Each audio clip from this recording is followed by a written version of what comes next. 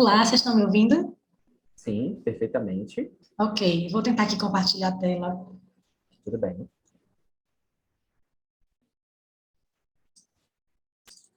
Pessoal, eu sou Ludmila Chagas, eu sou doutoranda do Departamento de Psicologia lá da UFES, que faço a interface com as disciplinas lá de fundamentos, né, de leitura escrita, sociolinguística.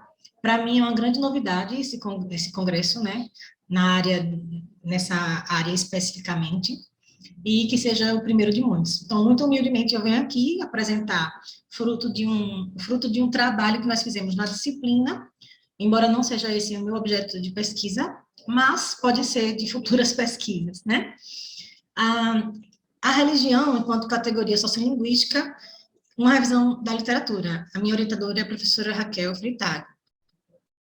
Eu destaquei aqui no resumo rapidamente que a religião, ela pode ser considerada, né, como essa variável sociolinguística, e ela tem essa interferência tanto nos processos de fala, como no comportamento, que é algo que muito me interessa também por ser dessa área da psicologia há mais de 15 anos também, certo?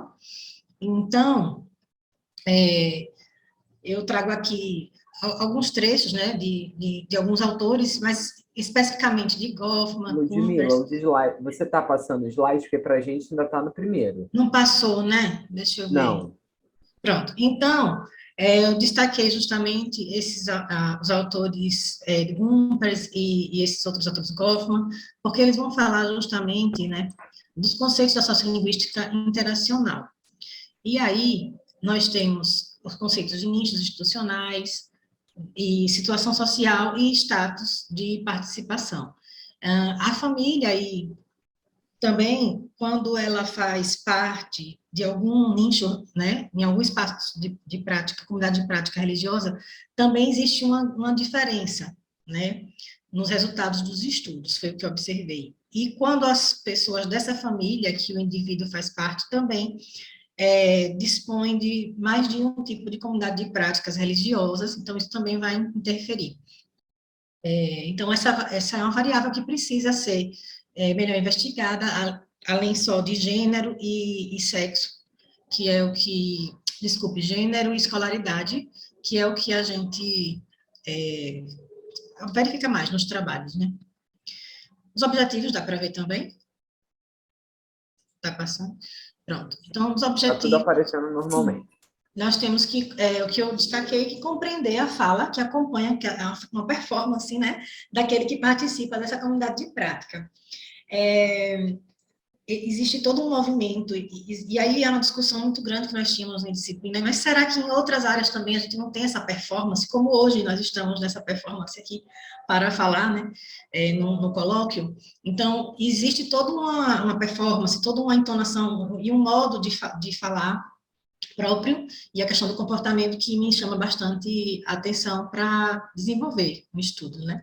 Então, entender como é que ocorre a influência sociolinguística em determinados nichos institucionais e religiosos, principalmente relacionando, talvez, essa questão familiar e a comunidade de prática religiosa.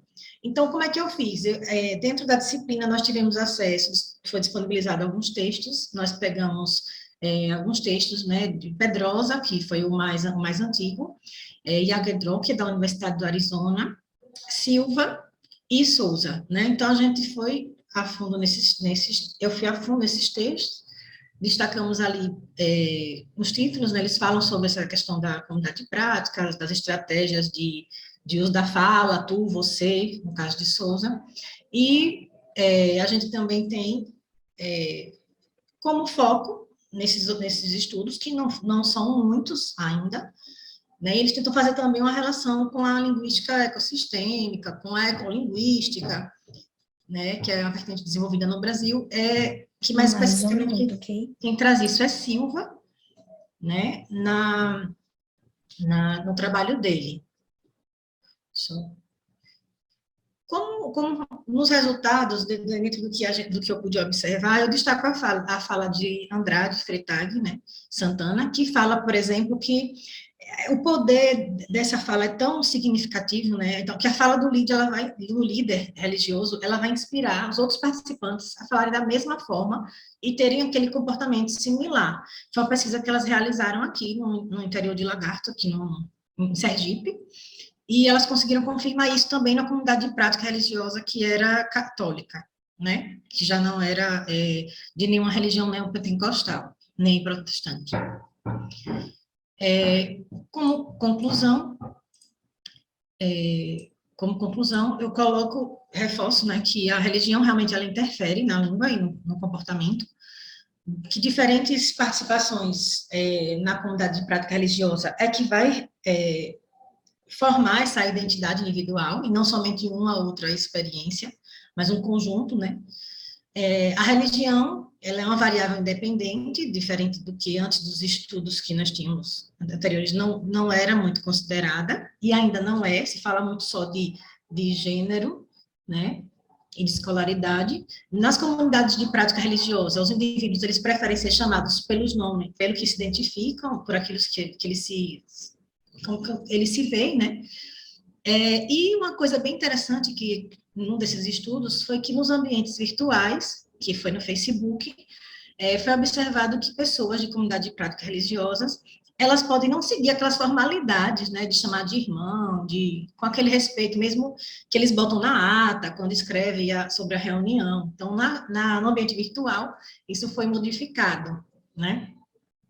E, finalmente, que pesquisas relacionando a linguagem e a religião, considerando esta como uma variável sociolinguística nas redes sociais, elas precisam ser mais intensificadas, porque as redes sociais elas têm sido utilizadas cada vez mais no mundo, né, no mundo atual, certo? Então, essas foram as referências todas elas, e é isso.